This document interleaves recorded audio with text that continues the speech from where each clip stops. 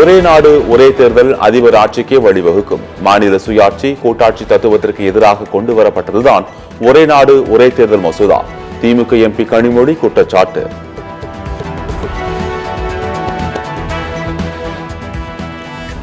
சென்னை, திருவள்ளூர், செங்கல்பட்டு, கன்னியாகுமரி மாவட்டங்களில் இரவு 7 மணிக்குள் மிதமான மழை பெய்யும். வானிலை ஆய்வு மையம் தகவல். நாகப்பட்டினத்தில் இருந்து இலங்கை காங்கேசன் துறைக்கு வரும் ஜனவரி 2ஆம் தேதி முதல் மீண்டும் கப்பல் சேவை. மீண்டும் கப்பல் சேவையை தொடங்கியுள்ளதால் பயணிகள் மகிழ்ச்சி.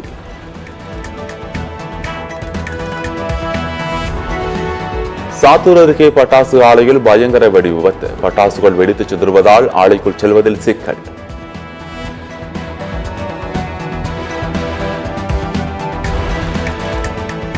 யூடியூபர் சவுக்கு சங்கர் மீண்டும் கைது. தேனி கஞ்சா வழக்கு நீதிமன்றத்தில் ஆஜராகாததால் மீண்டும் கைது செய்தது காவல்துறை.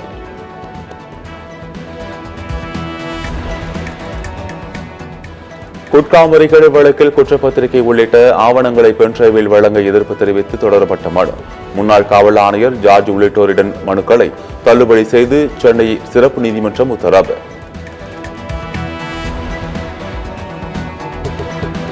குற்றாலமையின் அருவியில் ஏற்பட்ட காட்டாற்று வெள்ளத்தில் சேதமடைந்த நடைபாதை தடுப்பு கம்பிகள் சீரமைக்கும் பணிகளில் ஈடுபட்டுள்ள பேரூராட்சி நிர்வாக ஊழியர்கள்.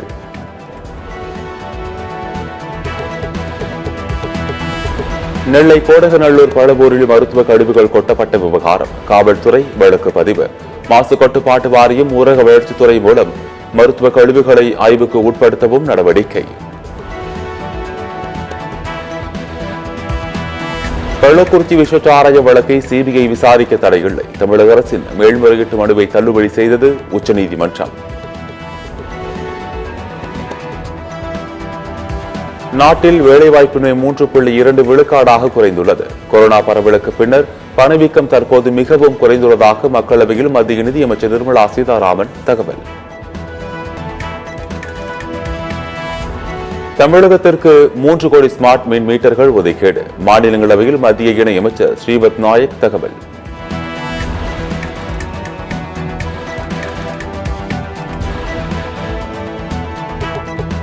குஜராத் மாநிலம் பதானில் கடத்தலுக்காக கிடங்கில் பதுக்கி வைத்திருந்த 3 கோடி ரூபாய் மதிப்புள்ள 155 செம்மரக் கட்டைகள் கார் பறிமுதல்.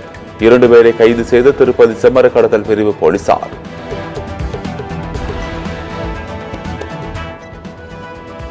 திருச்சியில் டாட்டூ கடையில் நாக்கை வெட்டிய விவகாரம் குறித்து விசாரிக்க குழு அமைத்த மருத்துவத்துறை.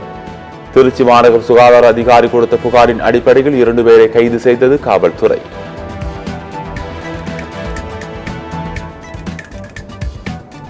ஒரே நாடு ஒரே தேர்தல் மசோதா நாடாளுமன்ற கூட்டுக்குழு ஆய்வுக்கு அனுப்பப்பட்டது. மக்களவையில் நடைபெற்ற வாக்கெடுப்பில் கூட்டுக்குழு ஆய்வுக்கு அனுப்ப பெரும்பான்மையாக 220 எம்பிக்கள் ஆதரவு.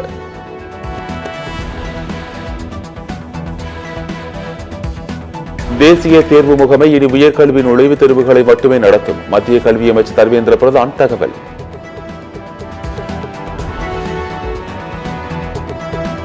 வடசென்னை அனல் மின் நிலையத்தில் 210 மெகாவாட் மின் உற்பத்தி தொடக்கம். கொதிகலன் குழாயில் ஏற்பட்ட கசிவு சரி செய்யப்பட்டு மீண்டும் மின் உற்பத்தி. எடப்பாடி பழனிசாமிக்கு மோடி பயம், அமித்ஷா பயம். பாஜகவுக்கு அச்சப்படும் கோழை எடப்பாடி பழனிசாமி என அமைச்சர் கே எண்ணூர் பதிலடி.